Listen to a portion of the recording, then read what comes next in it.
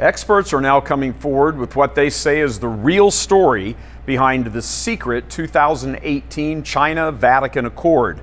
The truth, they say, is a willingness on the part of Pope Francis and his Vatican to help China advance global Marxism in exchange for secret payments by the communists totaling billions of dollars.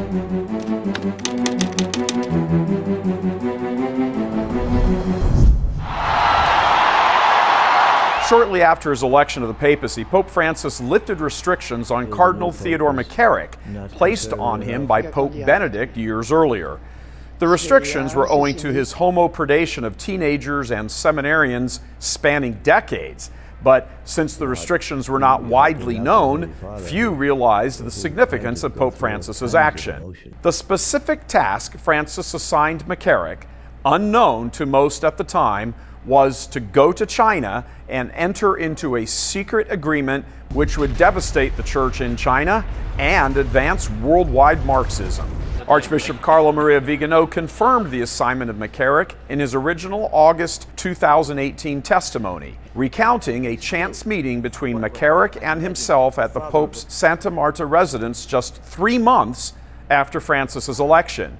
The two men crossed paths as McCarrick was preparing to leave and Vigano was walking in. From Archbishop Vigano's testimony, quote, "He immediately said to me in a tone somewhere between ambiguous and triumphant, 'The Pope received me yesterday. Tomorrow I am going to China.'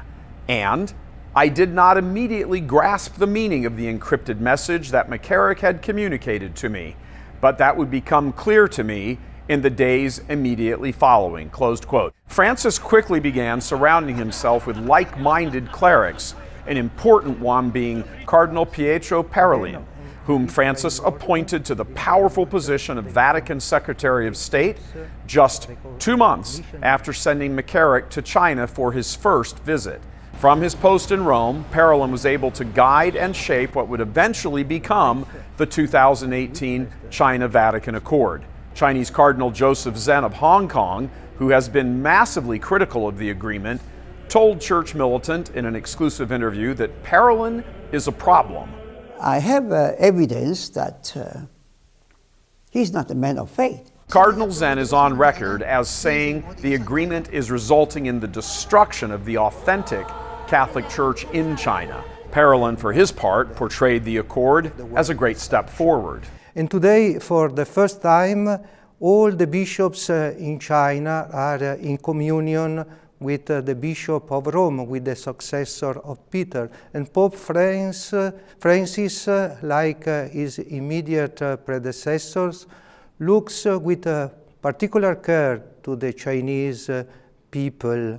Is a total sellout. Various Catholic media personalities have naively portrayed the China-Vatican Accord as nothing else than Francis's great desire to be the first pope to establish full diplomatic relations with the communist nation. But these new reports in the secular media suggest something much more sinister. On the surface, the deal appears to be a trading away of the Vatican's desire to have final approval on bishop appointments in exchange for securing full diplomatic status in the near future. There are 2 Catholic churches in China, one controlled by the Communist Party, known as the Catholic Patriotic Association, and the authentic Catholic Church, which is largely underground. The communists do not have this dual church approach with any other religious group, demonstrating how dangerous to the state the communists in Beijing view the authentic church.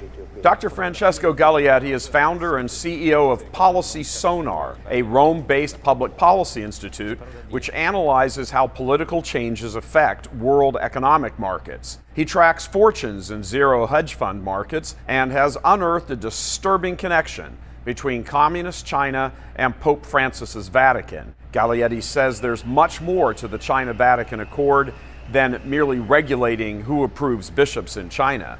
Beijing, in an effort to advance its goal of world domination, used Italy to gain access to European Union affairs and begin to exercise influence over them. But Gallietti says Italian politics are closely tied to the Vatican, and so the Chinese communists have used the Vatican to get access to Italian leaders. As the Wuhan virus outbreak showed, there is a heavy presence of Chinese nationals in northern Italy, part of a large wave of Chinese immigrants working in various industries overlapping with other European businesses. Gallietti has written a damning expose revealing how the Vatican has been willfully used and is complicit in the Chinese communists gaining access to Italy and, by extension, the rest of Europe. 世界卫生组织总干事先生 His book, Red Contagion, How Italy Has Become China's Trojan Horse in the West, is currently only available in Italian, but an English translation is in the works. It supports many of the same types of claims by exiled Chinese dissident billionaire Guan Wengui, who asserts that Beijing is paying off the Vatican to the tune of $2 billion a year and has every year since 2013 to stay silent about its crimes and plans for world domination. Church Militant has confirmed with U.S. State Department officials claims by Guo that the Chinese communists have a plan for world conquest, which goes by the code BGY in English. B stands for the color blue, indicating control of the internet. G stands for gold, pointing to buying influence through payoffs. And Y is for yellow, the plan to assert control over key people through sex and seduction. Part of the master strategy also includes influencing media giants to promote Chinese messaging, something that President Trump points out with regularity. Who are you working for, China?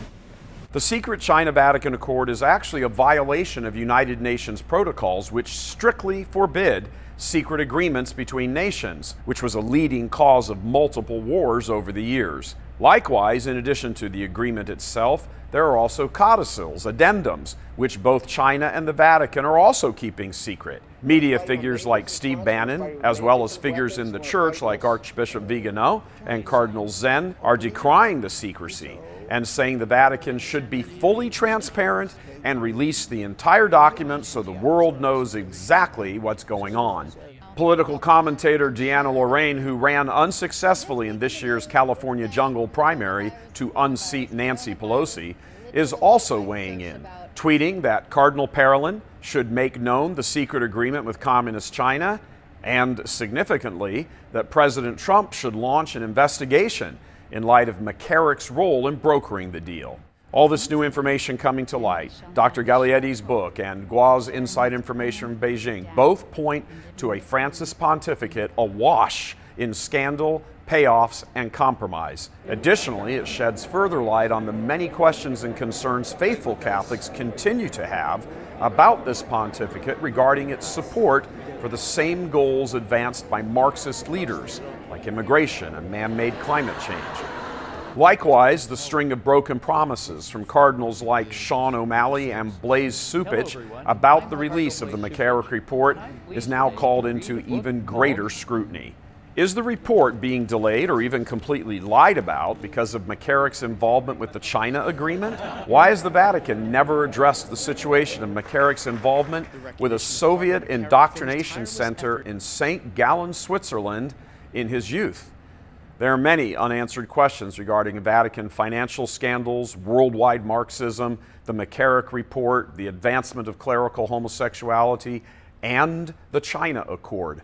But one common thread is running through all of them: Theodore McCarrick. Reporting from Church Militant headquarters in Detroit, Michigan, this is Michael Voris.